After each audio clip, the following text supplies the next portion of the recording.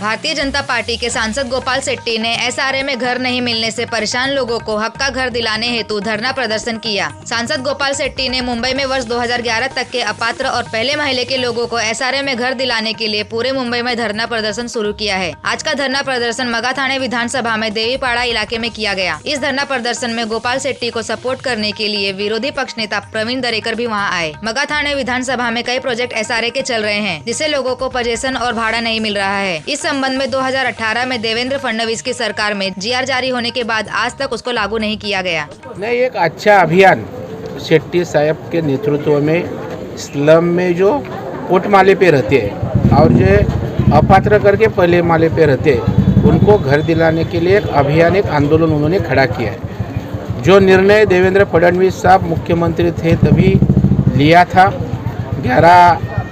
2011 तक जो झोपड़पट्टी है उनको पात्र करना और जो कोटमाला और पहले माले पे उनको सशुल्क कई रकम भर के उनको घर देना, ऐसा निर्णय किया था। लेकिन दुर्भाग्य से हमारा सरकार गया, बाद में विषय ऐसा ही रहा। तो अभी उस विषय को लेके वापस शेट्टी साहब ने जो निर्णय हुआ है उसका अमल करे और कम दाम में गरीब लोगों को घर मिले, इसी तरह का यह अभियान है। उस अभियान को समर्थन देने को मैं यहाँ आया था और विरोधी पक्ष नेता करके इस विषय के साथ मैं रहेगा, देवेंद्र फडणवीस साहब रहेंगे और गरीबों को घर दिलाने का हमारा प्रयास रहेगा। जैसा मैंने बताया कि कल अतुल भातखलकर जी जहाँ पर हमारे विधायक का कल मेरा धरना वहाँ पर है, यहाँ पर सारे जो भी प्रश्न आए उसका मैंने अभी उत्तर भी दिया और लगभग पूरे मुंबई के लोगों का समस्या का जो जड़ है वो एक ही प्रकार का है, इसलिए मैं जो धरने पे बैठा हूँ ये कोई नए डिमांड को लेकर नहीं बैठा हूँ। नए डिमांड का अभी धरना पे बैठने के बाद में लोग जो जानकारी दे रहे हैं कि भाड़ा नहीं मिल रहा है, इसलिए उसको भी मैंने दो भाग में किया। जहाँ पर बिल्डर का दोष है वो बिल्डर देगा, सरकार का दोष है वहाँ पर सरकार ने देना चाहिए, क्योंकि आप 3-3 साल निर्णय करने के लिए करते हो, निर्णय शासन का होने के बाद अमल में लाने के लिए करते हो, तो ये आपका दोष है, वो तो बिल्डर का दोष नहीं है। तो वो भाड़ा सरकार दे, इसके लिए मैं आंदोलन आने वाले दिनों में करूंगा। और ये आंदोलन करने से क्या लाभ होता है, तो एक लाभ ये हो गया 2-3 दिन में। ये कल एक मुझे ऑफिसर ने पत्रक भेजा, देवेंद्र फडणवीस जी ने कायदा बना लिया, शासन जीआर निकाल दिया, सब हो गया। हमको भी ऐसा लगता था कि ये जो सशुल्क को कितना पैसा लेने का कंस्ट्रक्शन का 2000 से 2011 तक के लोगों के, वो शायद बाकी होगा। तो उसका भी एक ऑफिसर ने मुझे भेजा, देवेंद्र जी ने 7/9, आज ये 9वां महीना है और ये जो मसूदा बनाया वो भी 9वां महीना ही था, इसको भी 3 साल हो गए। कितना पैसा लेने का लोगों के पास से, 269 फुट के लोगों के पास से 7.5 लाख रुपया और 300 फुट का जिसको अपात्र जिसका है उसको घर मिलेगा, उसको 8,65,000 रुपये देने का ये एसआरए के लोगों ने मसूदा 2018 में बनाया था। लेकिन देवेंद्र जी ने जो मुझे जानकारी मिली है उन्होंने कहा कि ये पैसा ज़रा ज़्यादा लगता है, क्योंकि मोदी जी सारे देश में जिनको 300 फुट का घर दे रहे हैं वो 7 लाख रुपया और उसमें 2.5 लाख रुपया मोदी जी दे रहे हैं, केंद्र की सरकार दे रही है। 5.5 लाख रुपये में घर मिलता है लोगों को, है ना, 5.5 के आसपास। तो ये 8 लाख 9 लाख रुपया तक का जाता है, तो थोड़ा ज़्यादा कम होना चाहिए, ऐसा प्रकार का उन्होंने कहकर वो रुक गया था। और उसके बाद में मैंने कहा क्या आचार संहिता लग गया, चुनाव आ गया, सरकार बदल गई, अभी तक वो रुका है। अब इसके बारे में देवेंद्र जी जो निर्णय करेंगे उसको लेकर मैं आगे बढ़ूंगा, लेकिन अभी तक की वास्तविकता ये है। प्रवीण दरेकर जी भी आज आए थे आपके साथ, यहाँ धरने पे बैठे। जी हाँ, ये विरोधी पक्ष नेता हैं, उनके माध्यम से सरकार को क्या संदेश देना चाहिए? लेकिन सरकार को संदेश तो कुल मिलकर एक ही है ना, कोई नई बात तो हम करें नहीं।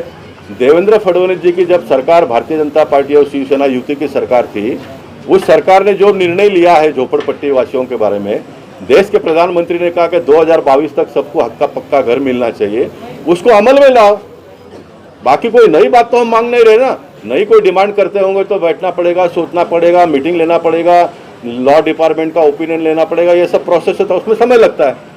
मेरा जो आंदोलन है वो जो सरकार ने निर्णय 2017 और 18 में लिया उसको अमल में लाओ। एक लाइन में बोल देंगे भाई इसको हम आने वाले 8 दिन में अमल में लाने का आदेश निकालते हैं, सर्कुलर निकालते हैं, मेरा आंदोलन खत्म। 2 विधानसभा बाकी है, वहाँ पर जाके मैं सरकार का अभिनंदन करूंगा। देरी से क्यों ना हो, गलती आपने क्यों नहीं किया, लेकिन आपने निर्णय लिया, इसके लिए आपका अभिनंदन। सरकार के निर्णय लेने के वजह से जो लोगों का भाड़ा आज बाकी है वो मांग मेरी वापस रहेगी। अभिनंदन के साथ साथ में ये भी मैं डिमांड करूंगा।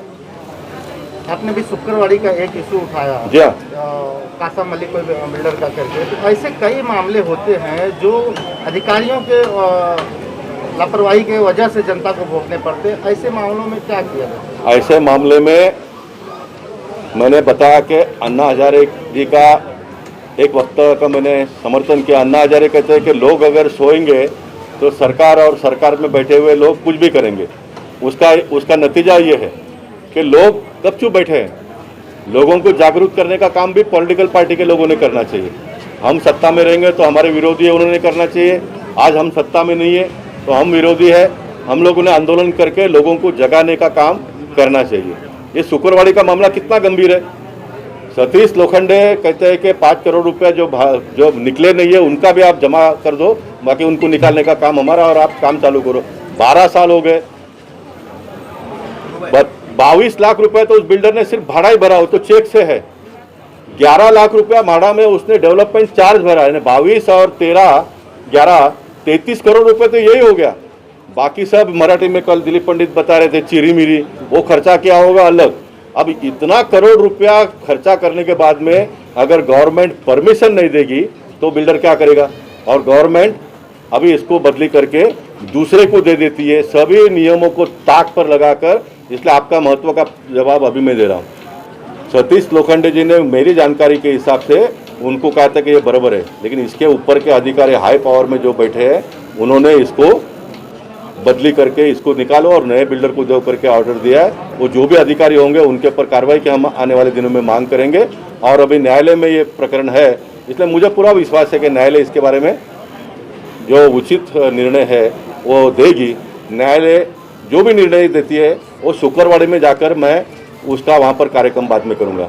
न्यायालय का अभिनंदन करूँगा। न्यायालय को जानकारी न देने के वजह से अगर न्यायालय ने हमको जो अपेक्षित है वो उत्तर अगर जजमेंट नहीं आया तो क्या है वो भी मैं वहाँ पर जाकर बताने का काम करूँगा।